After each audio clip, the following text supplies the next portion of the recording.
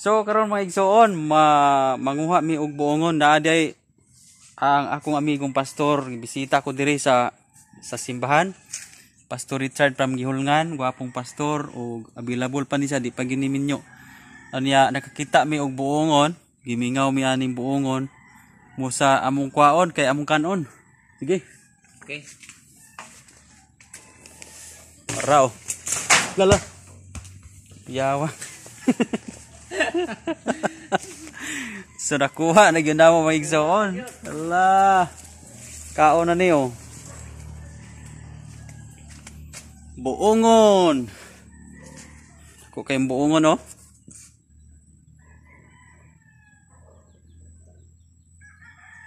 Kuas buongon.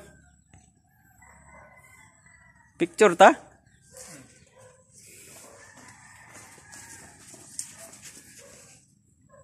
Guys, di kada kuha sa buongon guys. Ko kayo. Tamis kay niro. Pirte kayo. Salamat kayo amo na ning kanon.